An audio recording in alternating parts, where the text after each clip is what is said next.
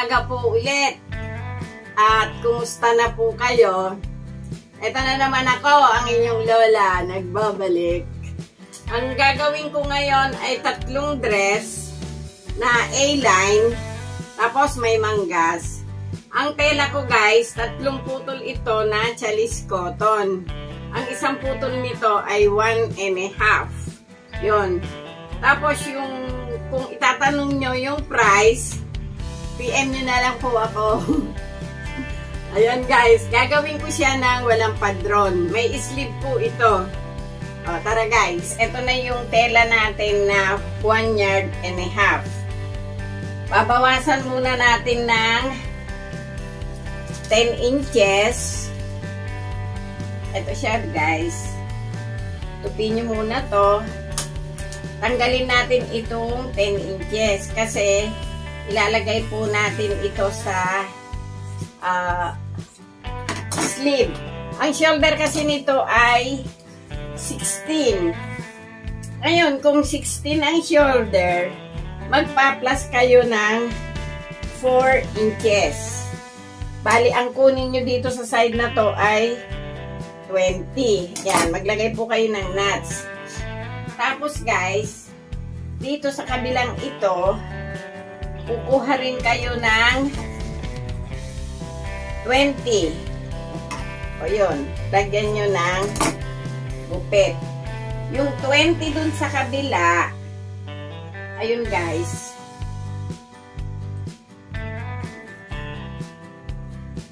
Ito o, yung ginupitan natin dito ng 20. Yun guys, ito yung 20 natin sa kabila. O, yan. Parang naka-slant sila. O, yan. Ito yung 20. At ito po yung 20. Dito po sa dulong ito. Yan. Gugupitin ko po siya. Papunta dyan sa 20 dyan na ginupitan natin. O. Ito na guys, nakuha na natin. Ngayon yung dalawang 20, yun, pagdikitin nyo po. Guys, pantayin natin itong tabing ito at idikit natin doon. Oh, ayun siya. Naidikit na natin.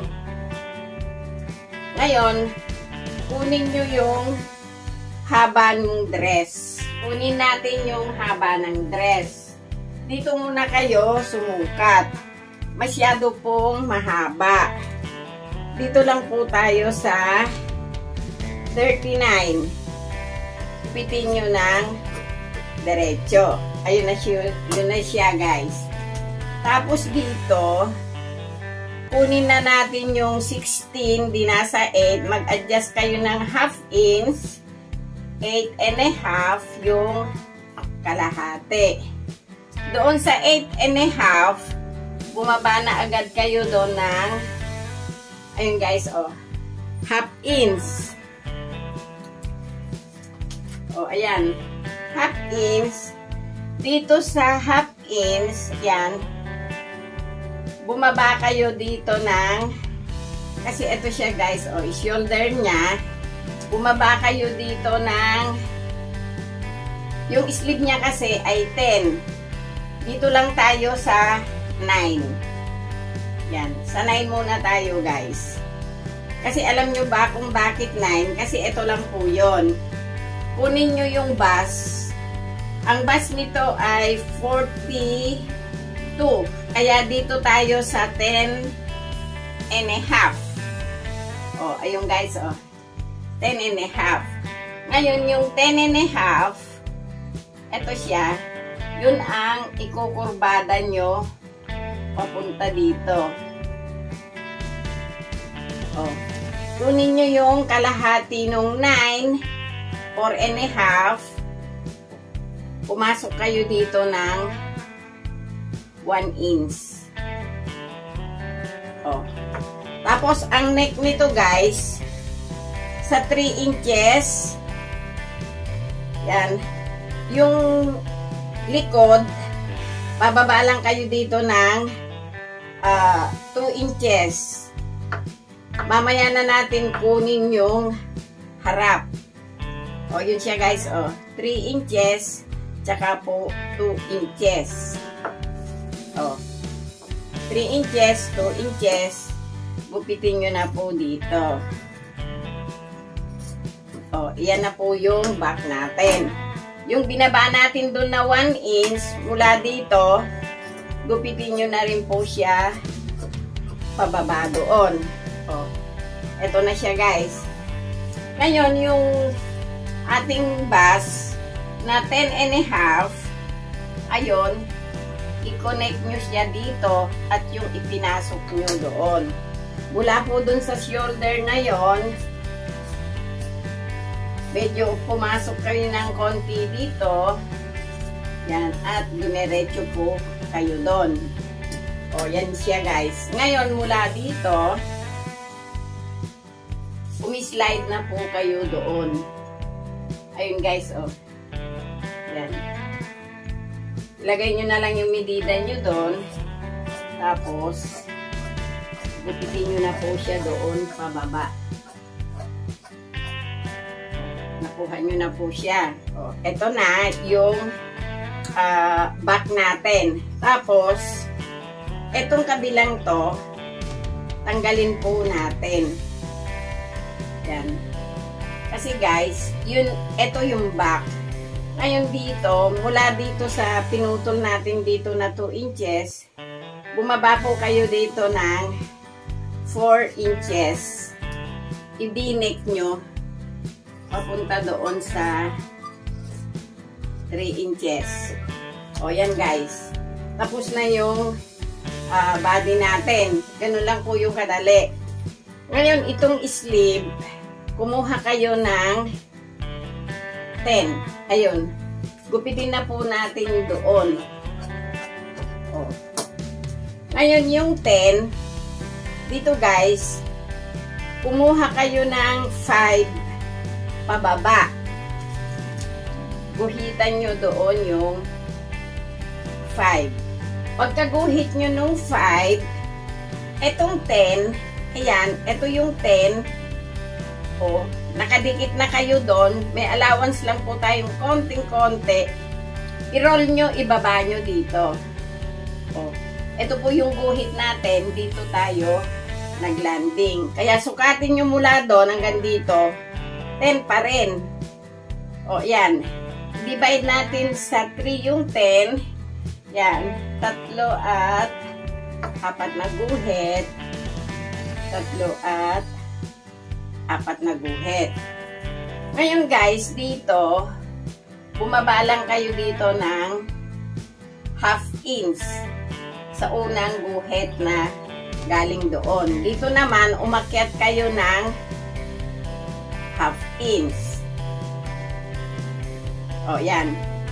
Ngayon, yung open ng sleeve nyo, lagyan natin ng 7. Yun. Tapos, pag naguhitan nyo yung 7, i-fold nyo itong natirang ito, doon nyo ibagsak sa 7. Pag naibagsak nyo doon sa 7, ito siya guys. O. Itong gunting, mula dito, umakyat po kayo doon. O.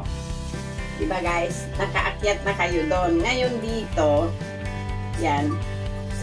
Ito yung 1/2 inch na inakyat natin. Pagdating dito, bumaba kayo doon sa 1/2 inch doon. O, ito siya guys, o. Gugupitin ko lang ng maganda. O. Ito na yung sleeve natin. O, ito siya guys. Yan. Ito yung ibabayas natin dito sa binek ng front. Para po maganda siyang tingnan. O, yan o. Yung dress, i-flat nyo siya ng ganun. Ito buo. O. nyo guys gupitin natin siya doon. Pakyat. Tapos doon. O, ito yung natira. Ngayon ito guys, ikurbada nyo na lang po doon. Kaya ngayon, ito po yung inyong front. O guys, ito na yung dress natin. Pwedeng dress, pwedeng walking duster. Ito, kinipe thread ko na yung sleeve, yung laylayan, tsaka po itong facing. Ito yung facing natin sa likod. Kapit na muna natin.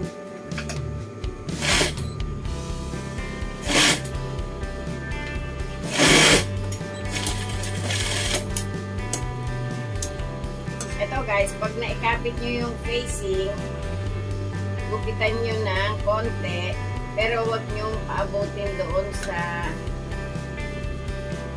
tahining nyo. Kasi pag umabot doon yung gupit nyo, matatas-tasitin lang itong pinapit natin. O, yan. Pag nagupitan nyo na, i-116 natin.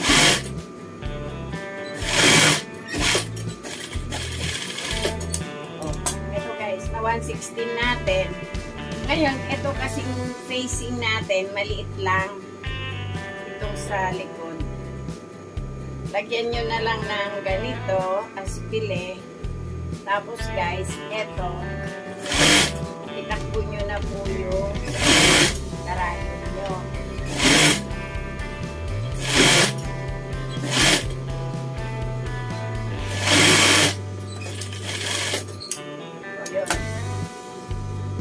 Ito yung ating back. Idikit na po natin doon.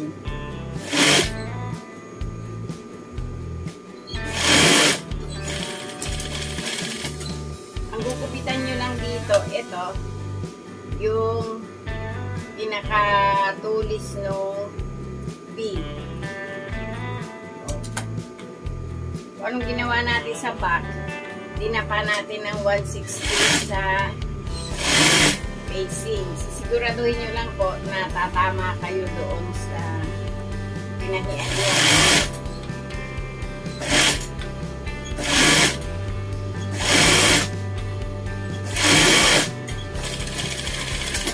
O, yan. Ngayon, naikapit na natin. Tingnan nyo muna itong kinapit yung facing guys. I-flat nyo muna ng ganito. Tapos, tanggalin nyo yung konting sobra. Konti lang naman po yun. Meron din dito sa kabila. Flat nyo po na pag ganito. Yan. Ayun o. May sobra po kayo doon. O, yan. Ngayon, ito, yung front, idapanin nyo. Kunin nyo yung ilagyan natin ng facing na back. Ito guys, yung shoulder, idikit nyo na doon. Tapos, ito yung facing ng front, ito yung back. Katulad nung ginagawa ko dati, ibabalik nyo po ito doon. Yun guys.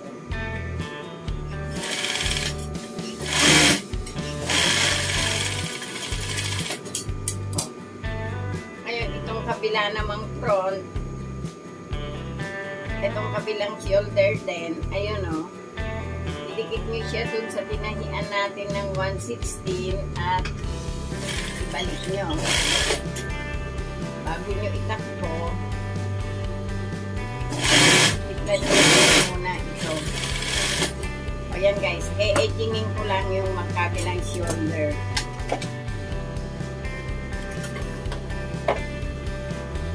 Ayan guys, na-edging ko na yung shoulder. Gagawin na po natin itong manggas.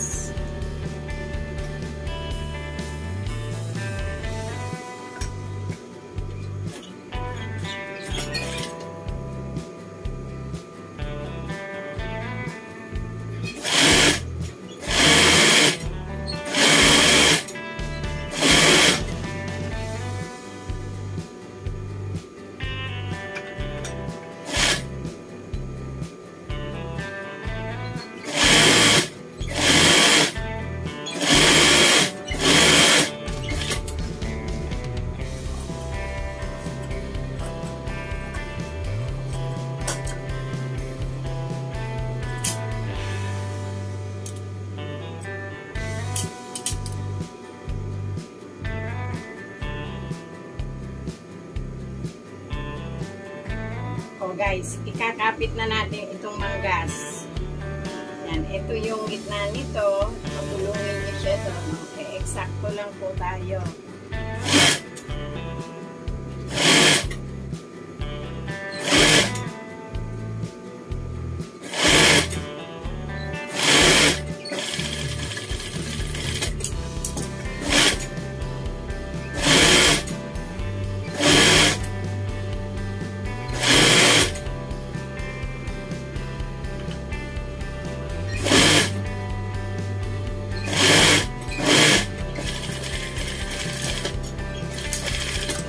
I-aging po natin yung sleeve. Tapos ito guys, ilagyan ko na ng bulsa kasi ito lang to eh. Ikapit nyo mula dun sa nuts nyo hanggang dito, ibalik nyo dito, tapos lagyan nyo ng 1/16. Yun lang po yung sa bulsa. Aging ko na yung manggas. Idudugtong na natin yung tagiliran.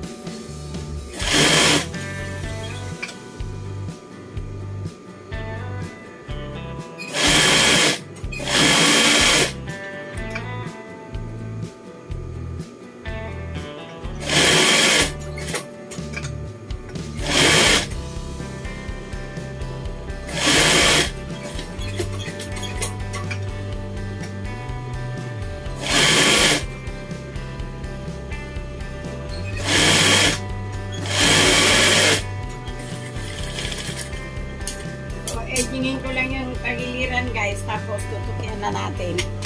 Na-edging na natin yung dalawang tagiliran, tutukian na natin yung laylayan. Dito naman, ang gagawin ko tupi, maliit lang, 1/4.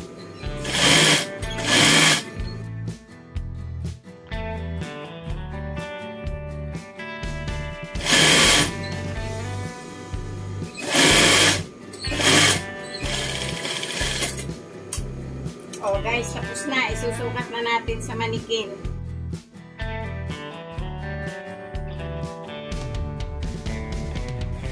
Oh guys, yan na yung pangatlo sa walking duster natin o dress.